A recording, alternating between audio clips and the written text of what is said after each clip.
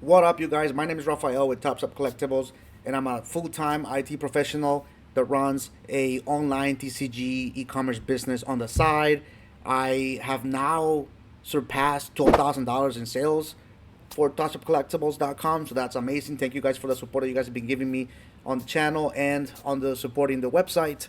We now have achieved 5-star reviews across the board, so check those out at topshopcollectibles.com.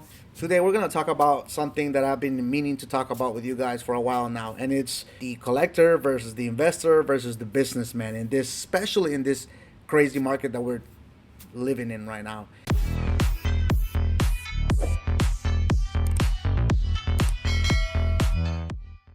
So why is it that we have to have a lane for each individual type of people? Why is it that we gotta have a collector lane, investor, businessman, and I guess a scalper is another one. I'm sure there's more. Lately, because I've been dabbling into content creation and a lot of running my own online store business and dealing a lot with looking at the market every single day to see what's next in the strategy to grow the business, to do run sales and what to do with the shop to continue to grow it. And because of that, I've been noticing that there's a lot of drama in this niche, in this Pokemon world, if you want to call it that. And the drama, I don't think it comes from just like YouTubers or just people pointing fingers or anything like that. I think it's just the type of Pokemon market that we're in today. It's so tough on everybody that it reflects on how people behave and what people say and what people do, especially with all the scamming that we've been seeing on whatnot currently, and a lot of rip and shippers doing all kinds of scamming, and we've seen a lot of videos about the vending machines at Jewel, people fighting over that, the Costco fights. It's been chaotic. But I've been to 3 different bull markets in the Pokemon world, and the last one was during COVID, and that one also had its chaos, right, if you will, very similar to what's going on right now. But people forget that once the bull market it's over, we go into a flatline level. All the people that are here because of the easy money with flipping are gonna leave, and then we're into this mellow state, this flatline state, and everything goes back to normal. It's temporary, right? The hobby will still be there. You don't have to just leave the hobby 100% because of the market, of the cyclical ways of how the market behaves. So I don't know if you guys saw, but Rob Burns just announced that he's officially quitting YouTube, officially quitting Pokemon, doing any Pokemon content related stuff, and just essentially taking a break from everything. I think like I feel him, and I hope the best for him and his family. I feel what he's coming from because this happened too back in 2020, 2021. Some people that have been doing the grind, the content creation. It's a lot of work, editing videos and figuring out what to make, what videos to make, and what to do. And you get to a point where you start seeking the clicks, seeking the views. You start seeking, what to do on my next video to be able to blow up, right? It peels away from the whole aspect of enjoying Pokemon, because now you're treating it as a mechanism of, oh, I have to do this. If I don't, it's not gonna be a good video. Nobody's gonna watch it. And so because of that, it puts you on edge. It puts anybody that's doing content on edge, especially in a market this big, where there's a lot of people doing a lot of the same thing. It's a lot more competition. It's a lot more eyes on Pokemon, so it can be a lot more nerve wracking, if you will. So I hope Rob goes, everything goes well with him. But I feel like a lot of people probably are in the same boat as Rob, exhausted and tired of all the, BS going on in the market right now. And the true collectors specifically are probably tired, right? And it shows with all the, there's a lot of bashing on prices nowadays.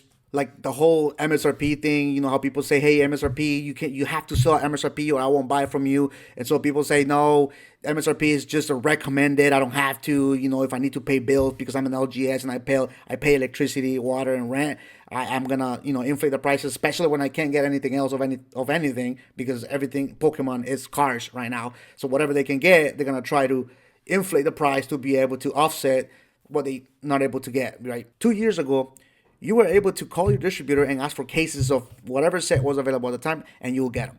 And so in volume, as an LGS, as a business, you can sell that for little margin profit and you'll be okay. Now, because there's so many mouths to feed, and they're all swarming together, right? Ripping shippers, everybody that's doing the whole business thing in Pokemon. There's not enough product to go around to feed all these mouths. So the product that there is available is being spread thin, and the LGSs can no longer get the amount of volume that they used to be able to get 2 years ago. And the little product that they can get is being priced very heavily, right? And I don't have anything against LGSs. I agree and I understand they have to do what they have to do to keep the lights on. A lot of people bash on LGSs, and I see a lot of posts online saying, hey, look at this guy selling 120, selling prismatic evolutions for $120. It's $50 as MSRP. Oh, I don't support that LGS. I don't support that type of behavior. Guys, you need to realize that we're in a market where, like I said, product is scarce.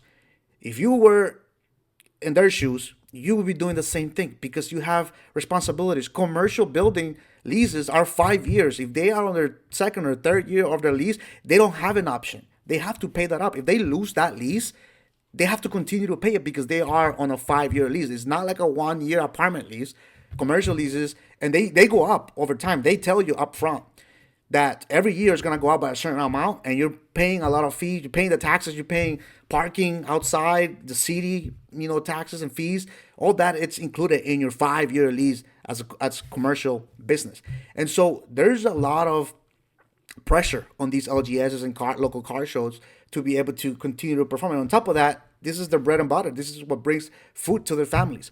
And so the other side to that coin is when I put myself in the collector's perspective and I'm walking into an LGS store and I see these, obscene prices, I tell myself, no, I'm not going to support them anymore because why would I pay 120 when I should be able to pay 50, but I can't find the product, but that's not fair, right? Like F these LGSs, right? I put myself in their shoes and I understand where you're coming from. And it doesn't do you any good complaining. It doesn't do you any good taking a photo and putting that LGS store on blast on Facebook groups and all these places because, like I said, we are in a market where they have to do what they have to do, right? And I've seen it over and over and over, and it's just, to me, it's baffling because why can't we just get along? We're all in the same world. We're all just trying to enjoy the hobby. Some are trying to invest long term. Some are trying to just, collect what they need. And the LGSs are just trying to make a business because they, at some point in the past, enjoyed the hobby themselves.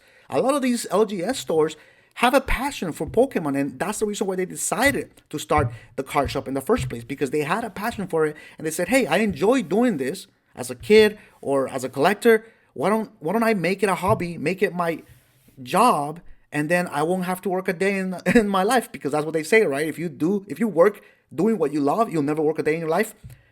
Well, I'll tell you right now, it's not that easy. It is a lot of work. It is not an easy thing to do.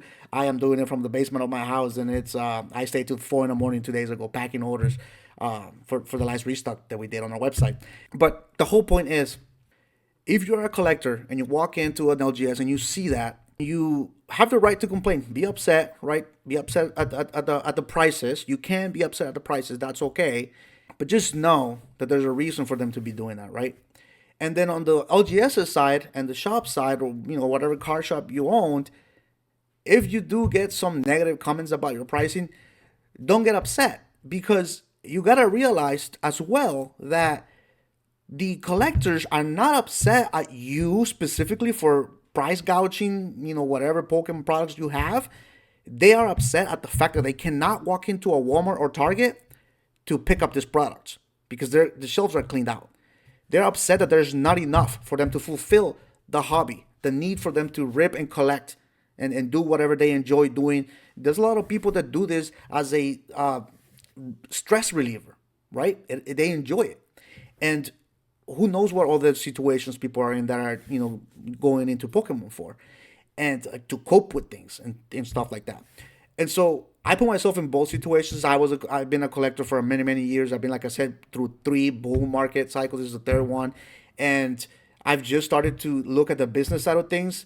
And I think the Poke Plumber guy, he mentioned in one of the videos that he made that when you go the business route, you kind of move to the dark side. You move to the dark side because you start seeing a different picture of the Pokemon hobby that you normally don't see when you're a collector, and you normally see a different aspect of it when you are an investor. To be honest, this whole investor collector thing, to me, it's the same thing. There's no way that a collector can just collect and never sell anything. because I collected for many, many years, and there was several different times where I would rip. You look back at all my YouTube videos that I had from back in 20, like 3 years ago, I was ripping so much stuff. I was losing some. When I put numbers into what I was ripping, I was losing so much money. I wasn't pulling enough good stuff to be able to fulfill or get back my money that I was spending. So what did I do? I would buy two or four, rip two, and sell two at a little bit of a higher price. Yes, of course, because I wanted to replenish or at least try to not lose too much money on the ones that I was going to rip.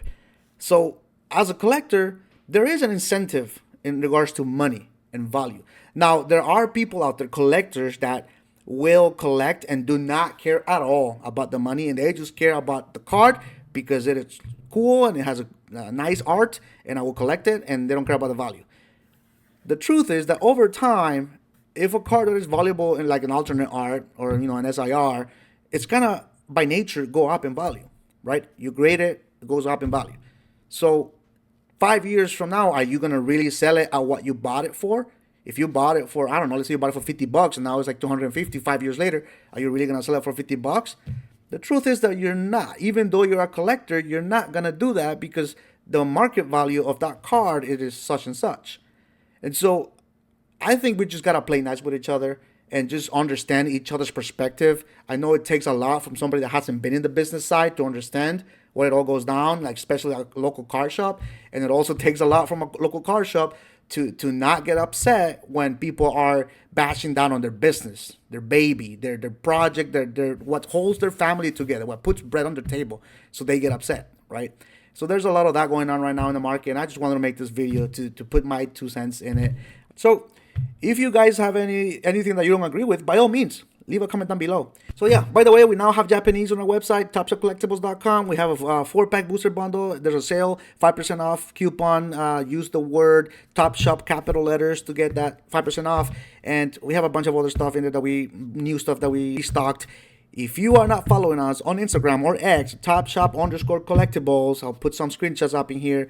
You're missing out because I drop sometimes weekly, sometimes every 2 weeks. I'm going to try to separate the days on when I do it, but I drop good stuff like Prismatic, the booster bundles and everything that I put on my website, it is way below market. And the reason I can do that is because, like I told you guys before, I am not here to try to make a quick buck. I'm not here to scalp product and try to sell it to you. I'm trying to build a community.